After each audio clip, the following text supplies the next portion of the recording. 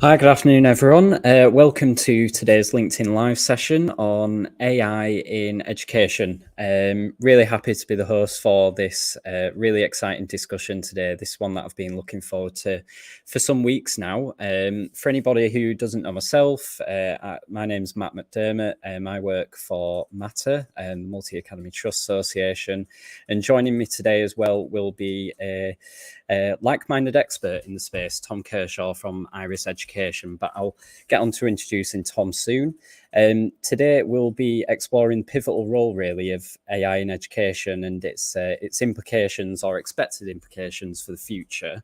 But before we dive into the world of AI, just wanted to take a moment really as to why we were hosting this session. Education's at a pivotal point at the moment, and from the many MAT leaders that I speak to kind of day to day, they're concerned around the ethical side of these AI tools, but more positively, this is anticipated to really be a turning point for schools in their ongoing mission to improve retention and improve workload efficiencies. So we received quite a number of requests from our members to delve into the topic of AI. And as a forward-thinking association, an association that's wanting to be modern for the modern trust leader, we've already established and agreed as an advisory board that this will be a key focus for next academic year. But without further ado, some housekeeping. We should be live across LinkedIn, YouTube, Twitter. This is a live and interactive session. Louise, I've seen that you've already put a comment on saying, will the session be recorded? Yes, it will be. So you can actually view the replay of this session on whichever page you're currently viewing it on. But the comment section, just like Louise there, you can put questions in there. It'll be a live and interactive session where hopefully we can get through as many of your questions as possible. We might not be able to address them all, unfortunately, due to time constraints today, but we'll do our best to respond to as many as we can during the time. If you can all locate that now, just to do a bit of a quick test, let us know where you're tuning in from, and a good afternoon, that would be absolutely fantastic. Just whilst I introduce my fellow panelists for today, Tom. Hi, Tom. How are you? Yeah, great. Thanks. Good stuff. So you're a bit like me, really, a bit of a geek in the AI space. Just give us a bit of an introduction to yourself, and then I'll go off into another bit of an introduction.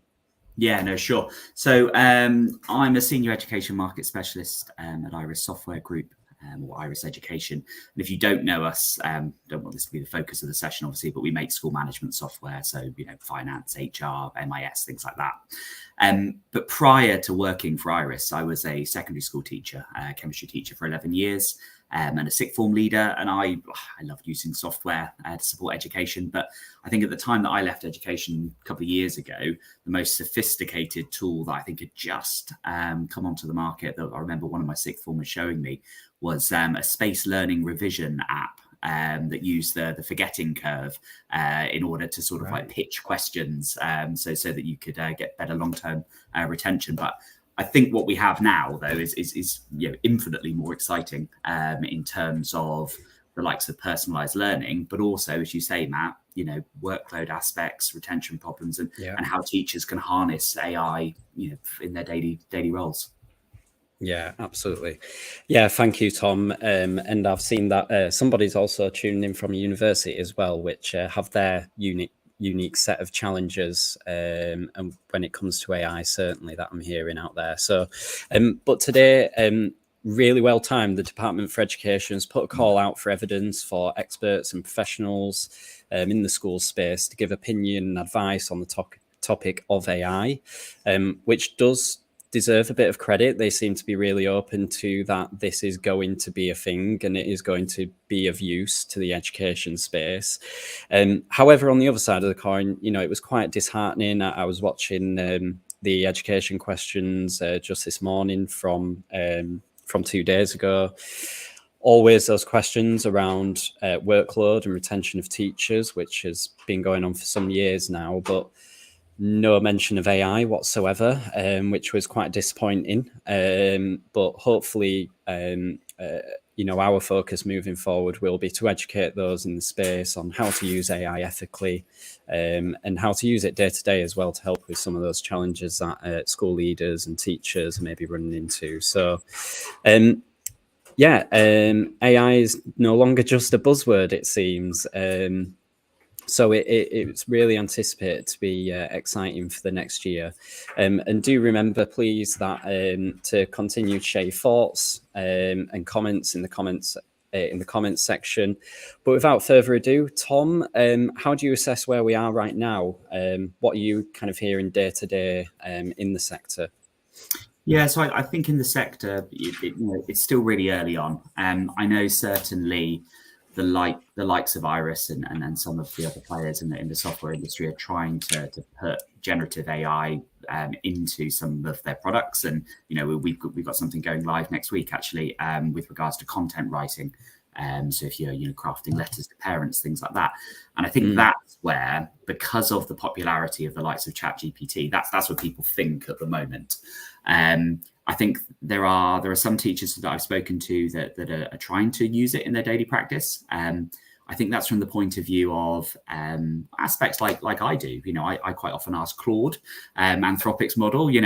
I'm struggling with the topic, and I'll just ask for a little summary. And do you know what? It does a better job than I can do scouring the web for 30 minutes. You have to obviously sense check that, and it helps that usually it's topics that I know something about. But I think this is where then teachers go, well, do you know what? Actually, I am a subject expert. I can use this to access information quickly, to be able to frame something that might take me a while to sort of look up. And I think in terms of that reducing workload, that's the use at the moment. But I think going forward for teachers is going to be, say, in the analysis of data. It's going to be machine learning, working out what works, what doesn't work, what interventions work, what historically has had an impact on student outcomes that either a teacher or a senior leader wouldn't have the time to do, wouldn't necessarily have the expertise to do, because as much as we all become pretty good whizzes at data in the teaching space because we spend so long with it, that's not our backgrounds. So any sort of help with that, and being able to, essentially grasp the metrics that cover all the data that we collect in schools, and harness some use from it. I think there's a great potential for that with AI, and I'm hoping certainly that in the coming years that's where we'll make great strides. Yeah, definitely. When I was speaking to some MAT leaders at a conference in May, they were speaking around how they're using it for letters to parents, like you just mentioned there. And I think primarily today we will be talking around ChatGPT, just because it is that mainstream tool at the moment that a lot of people in the business world are even using. But yeah, when they were talking around their everyday use, it was things like this week, sending out letters to parents, students, staff to say what procedures they've got in place for hot weather, which I think is perfect. Actually, that's something that can just come out of nowhere, and that it's a letter maybe that takes 30 minutes to draft up, and you've got to come up with your own procedures.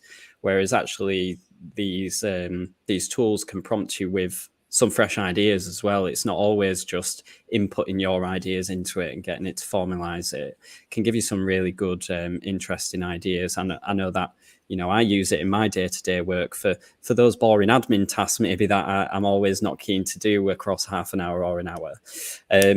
So in terms of the ethical risks, I think that's something that is most concerning to the sector. It's something that was on the questionnaire today from the Department for Education. We'll kind of go back and forth on this, but what are some of the ethical risks that you see? One that's often cited is sort of the bias and discrimination. Given that these AI models are only as good as the data that they're trained on. I get that. And I think some of these companies are taking large safeguards against that by trying to moderate the data that goes into these models.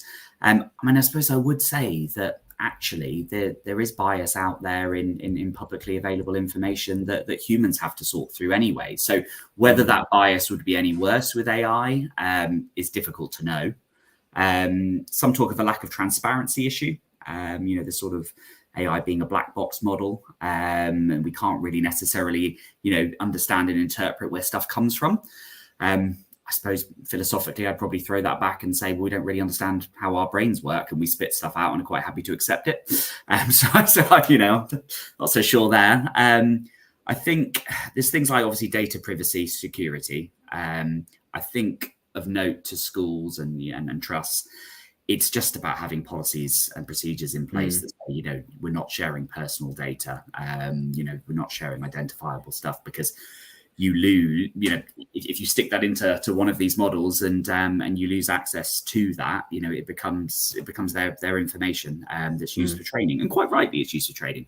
But there are now tools within these, it's mainly in the paid models, where you can select for your data not to be used as part of that training. And I think as we move towards a situation where a lot of this generative AI is integrated into products, even via just APIs to the likes of ChatGPT. We will see far more protection of that data, because you would not expect, if you were paying as a service, for that data to leave your particular system. And I think there you've got far greater security. And then I suppose the last one is maybe around accountability. But I think that's an easy one. I think you're not going to draft a letter to parents, trust the AI to send it out at 6 p.m. without having proofread it. I mean, I think that's a no-brainer. Yeah. So I don't know. For me, and maybe I'm being a little bit flippant there, but I think there's ways to address these ethical issues, relatively straightforwardly. Yeah, absolutely. Ones that I noted in the questionnaire to the DFE was around some of the topics that I said there, but not copy and pasting student data into these tools, which again seems straightforward. But we're not all clued up on where that data yet goes to, because you are informing these robots essentially and filling their brain, so to say. So, replacing the student name with a number. And being able to analyze it in that way. You probably know a lot more about data analysis than myself. Going on to the positives, though, speaking to Matt leaders, they see it really as a saviour for potentially this teacher retention crisis that we've been in for many years now. And also some Matt leaders speaking around how they've been asked, even in interviews, whether those as a trust or as a school leadership team welcome the use of it. I think it's fair to say that this new age of NQT and students coming out of university, they will absolutely know what ChatGPT is. Yeah. So it's important, it seems, for trust to be able to say, yes, we are a forward-thinking trust. We're moving with the times. We are. We're allowing ChatGPT usage in your teaching. However, we have these guidelines. And I think we're going to get to a point soon where we probably have AI strategies in place for trusts. I was speaking to Dan Fitzpatrick yesterday, who flies all over the world, an ex-school leader himself. And he talked around AI, being on Good Morning Britain, talking about the risks of AI in schools. Yeah, he was talking about some of those similar challenges there. Again, people, please do get your comments and questions in.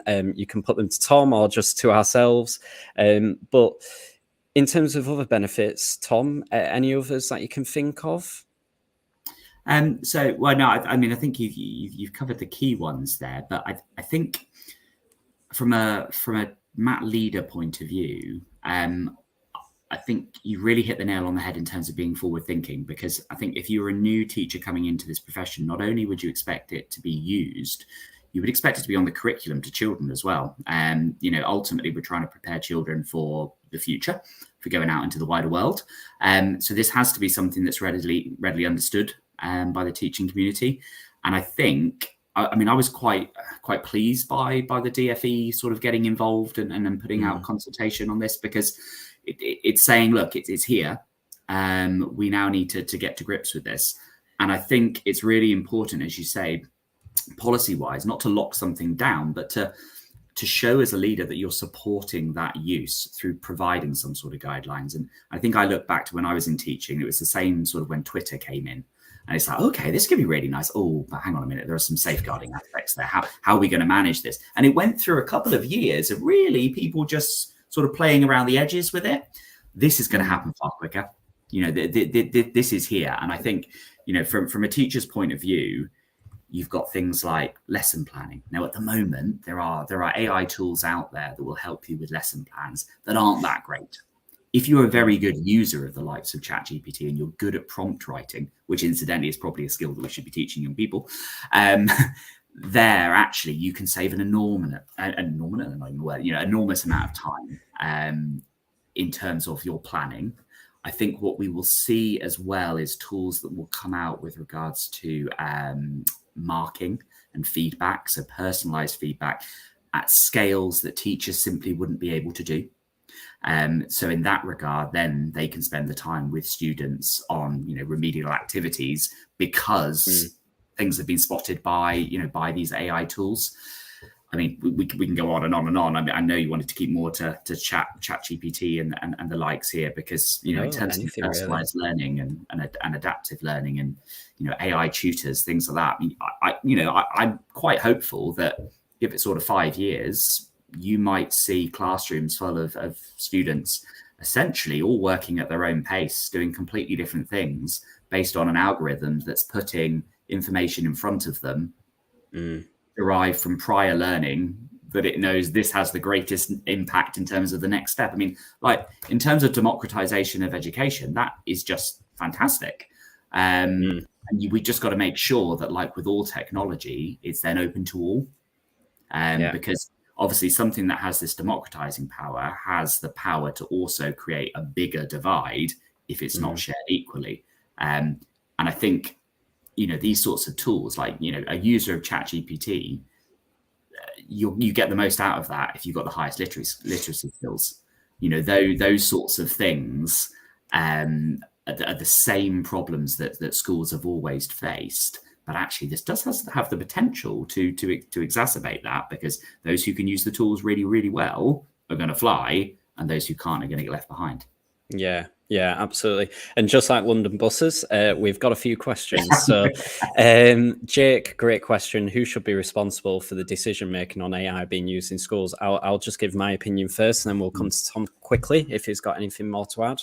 It really seems to be a whole school and whole trust thing at the moment, because it's very much unknown. There is no set framework on an AI strategy given by the Department for Education.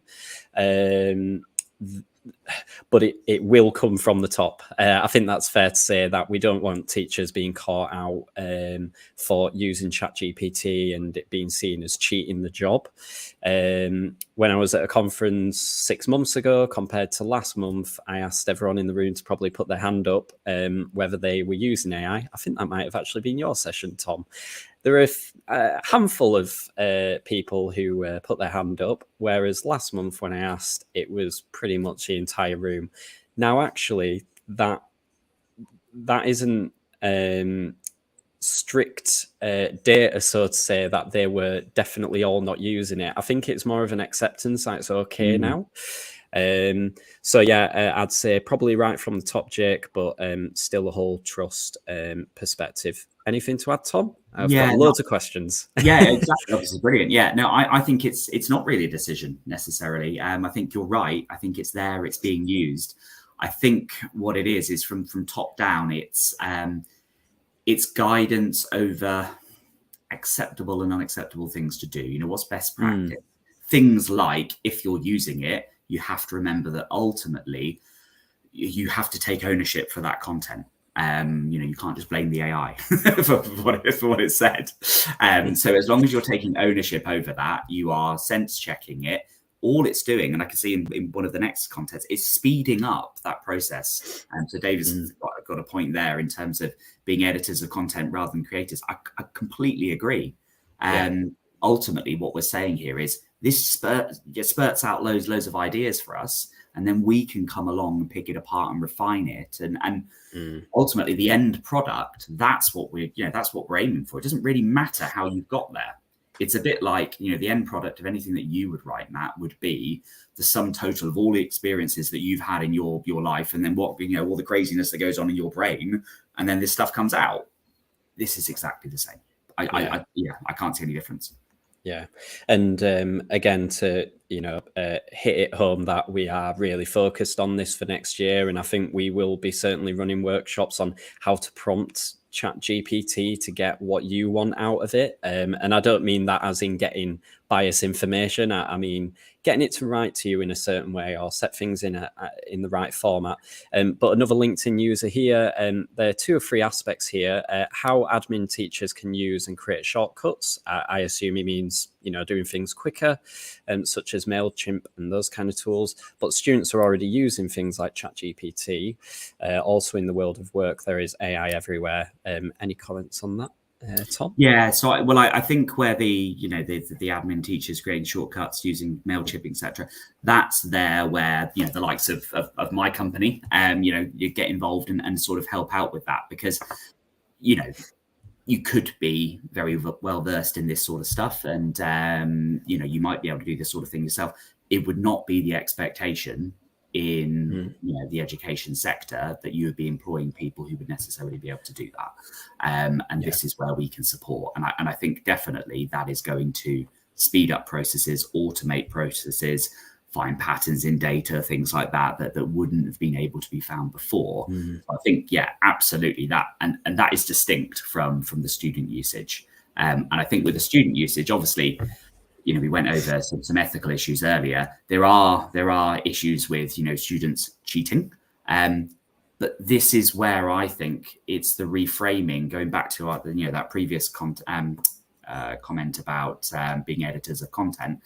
It's reframing it as not cheating, but it's generating ideas quickly as a starting point. I mean, it does mean that, from a prosaic point of view, your coursework and things like that, okay, you've got to do those in controlled environments, but hey, you can use AI as an invigilator for that. You stick a camera up and monitor automatically. Don't even need a teacher involved.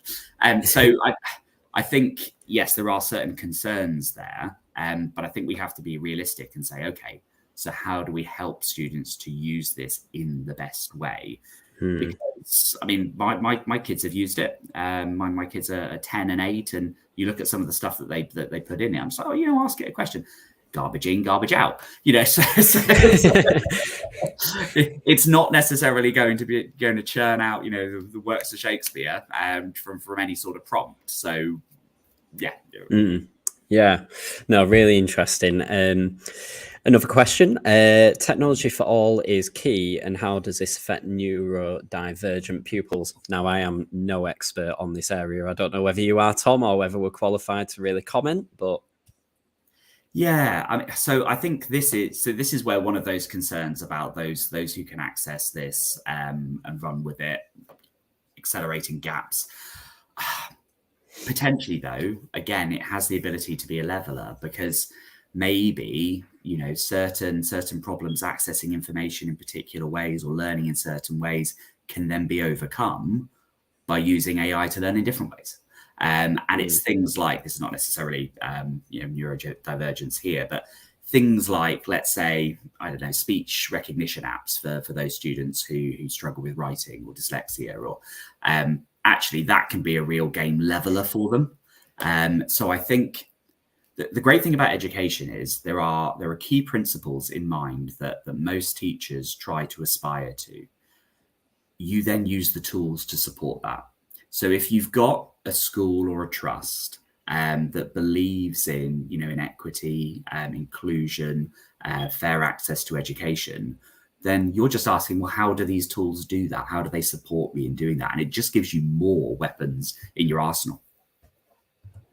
Yeah, absolutely. And, I'm no expert on that area, but I can certainly see how it could certainly level that playing field.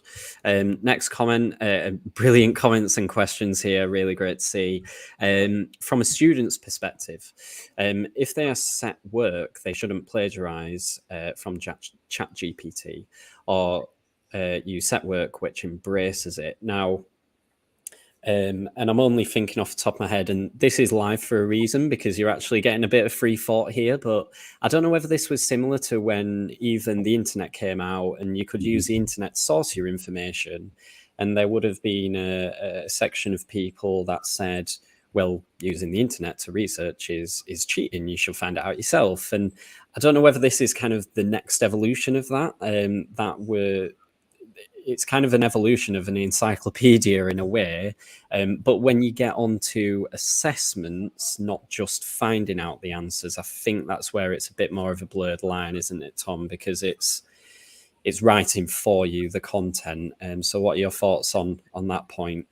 Yeah, so I think it's both here. So I do think that we should be teaching students how to use the models, because practically speaking, they're probably going to use these in their work lives when they leave school, although there'll be so many iterations down the road it won't look like this. I'm sure we'll probably just think it and it'll tell us. But I think from the point of view of producing work, yes, of course, that has to be the student's original work. because it's you're only going to get the deep learning, you're only going to get the skills to be able to construct arguments and put forward your own opinions, etc., if you are doing that yourself, from scratch. If you want to say, well, I tell you what, let's use something like ChatGPT to generate some initial starting points, some ideas, fine. But yes, I don't think this idea of a student just typing in an essay title and it's spitting out the whole finished essay. I can see how that's going to be an initial problem in terms of homework tasks, things like that. It's not going to be a problem like that in the classroom where it's more controlled.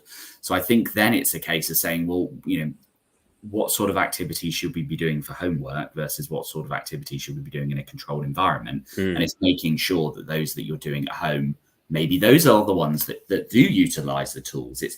It is unfortunate because it's giving teachers more problems to think about. Completely get that. And it's going to take a little while to sort of iron that out. And just to play devil's advocate as well, I mean, teachers, when you ask why they do their profession, it's always around making a difference to children and the students and preparing them for that life after school. And if we're all accepting that this is kind of the life to follow in the coming years, maybe in a shorter time, and we'll get onto that probably on this comment here, maybe in a shorter time than what we first anticipate, because really it's been 5 months since we discovered ChatGPT kind of mainstream. Is there a bit of an argument to be had that actually maybe the prompting and the lessons on how to use it should be delivered in school? But that's just me thinking off the top of my head.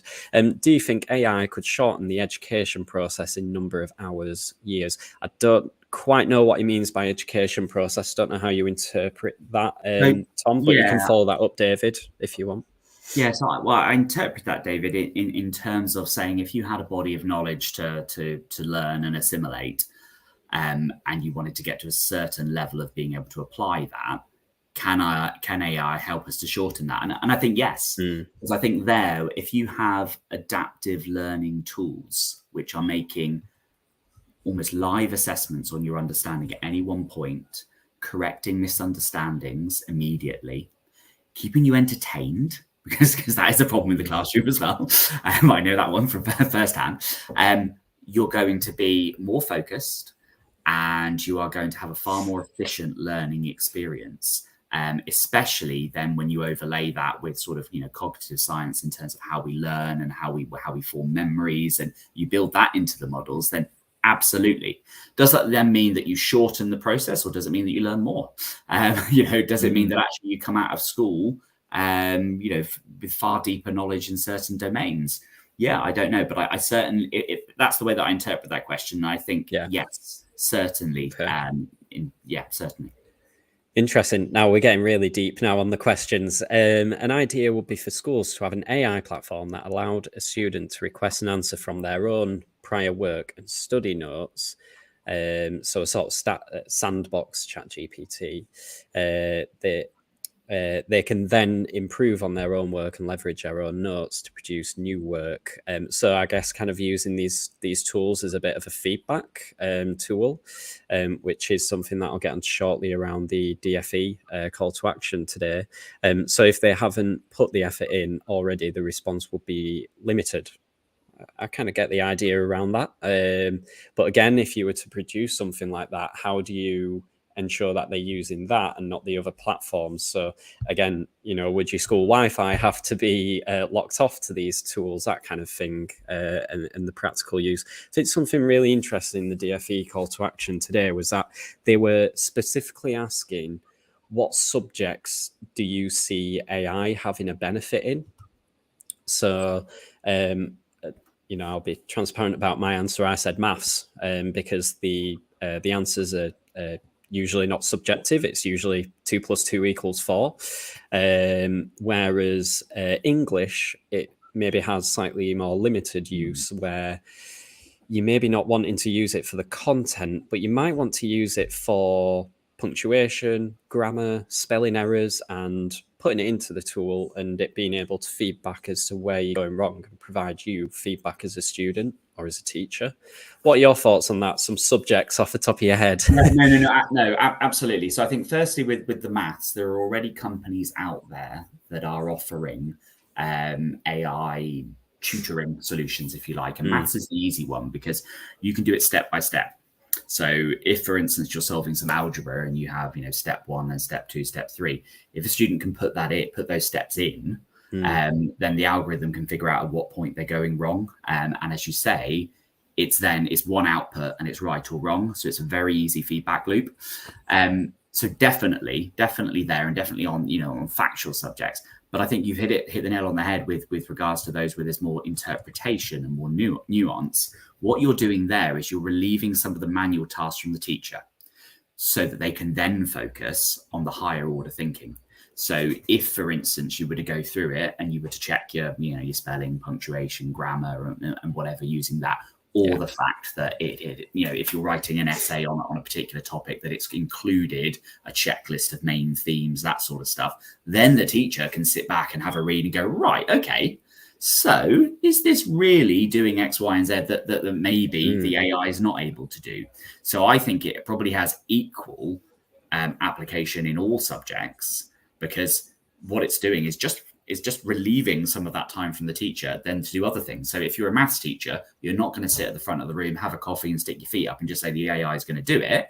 You're then going to use that time to do something else. And actually, if it's all right, one of the points that because the DFE have made this point about workload and retention, I think you're really right to bring it up, Matt. My one concern about this is that actually, is the workload issue in teaching more of an institutional problem rather than necessarily the actual amount of work to complete? Now, I say this because you can never be done as a teacher. I know there are other professions where it's similar, but we're here talking about teaching. You can't be done, and you can't be done in terms of the pastoral support that you provide. So let's say you've got a system that can learn what particular flags are, particular behaviors that you've input into your behavior system or whatever, that suggests that, do you know what, actually, this student might need help for this. And based on prior experience, do that within a month, else we're going to have big problems. Well, then you put in effort to intervene there. What you don't do is just stop and say, oh, well, the AI's figured that out. It gives you something else to do. So it's constantly giving you more things to do and you just do a better job. So actually, will this reduce workload overall? Or should our do we have to reframe the expectations here? Because will the expectation, say, of a parent be, oh, well, okay, well, the AI is doing the job for the teacher now, so they can pay my kid more attention doing this. Those expectations aren't just going to disappear overnight with the use of AI. Yeah. Absolutely. Yeah, really good point there. Any final questions we'll answer now. I was just actually re-looking through the call for evidence today and just asking. So they were saying, what support do education staff, pupils, parents, or other stakeholders need to be able to benefit from this technology? Which I think is clearly a flag towards that they'll be launching some sort of program to support those audiences, and want our input on that. What to probably finish us off here, what in your mind should we be doing to support those audiences, Tom? Yeah, I guess the issue is the pace at which it's moving. So, given the pace at which the DFE can work, and no criticism on them, that they've only got a certain sort of time frame they can work within, and that is difficult. But I do think that education professionals need to have some sort of authoritative guidance on what is out there, what these tools are, and examples of how they can be used, and probably some best practice case studies of where it's been used, and that's going to take time to get. But I think if you've got a large secondary school, you're bound to have a couple of people who are keen on it and can share expertise. You've got small rural primary school with a few teachers, and if no one's really interested in it, they're never really going to come across it. So it's got to be something that I think the DFE gets to grips with and pushes out some sort of central These are the advantages. These are the things to heed warning over. Let's go. And I think it needs to be driven from them.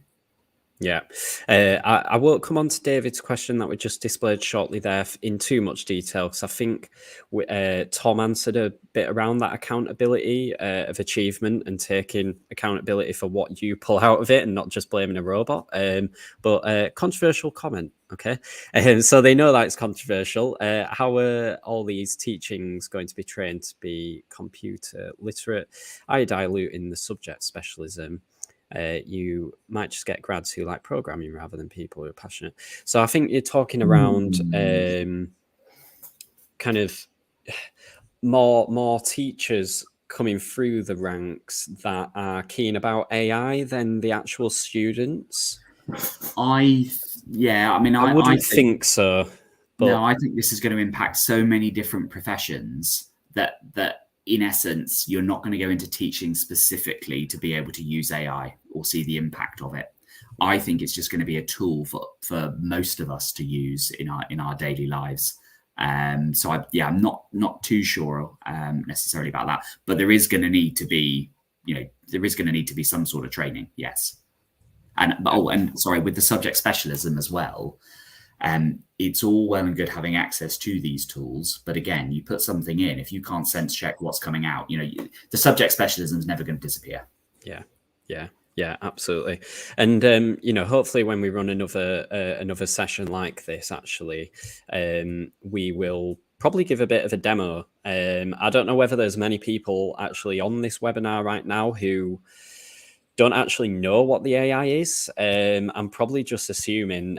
So apologies if that is the case, but I'm always open to, arranging calls, showing you what some of the initial AI tools are, maybe how to use them a little bit. I'm sure Tom is too, to have, some connections in the space. But I think that brings us to an end, really. Really good chat, lots of comments, lots of questions. So I hope we've helped in some way. It is fast moving. As I say, it's really been 5 months since it actually came about to mainstream, but hopefully some kind of key points to consider there, and I hope you've all enjoyed it. Any closing comments from yourself, Tom? No, other than I enjoyed it as well. I think, as I say, I think it's really exciting. I think sometimes it's a little scary how you think about how it might change our lives, but ultimately for education, I think it's got some incredible potentials for democratizing education and improving learning. Simple as that. Yeah, brilliant. Great. Well, David, I think you're asking for links there. So there's our website that you can become a member on, which is Multi Academy Trust Association. So you can head to there, or you can reach out to me on LinkedIn if you wish. But yeah, as I say, this is a real key pillar. We're putting this alongside growth, finance, estates, the core key pillars of education. So can see loads of thanks coming through. We'll end the session there, and thanks for tuning in. Thank you. Cheers.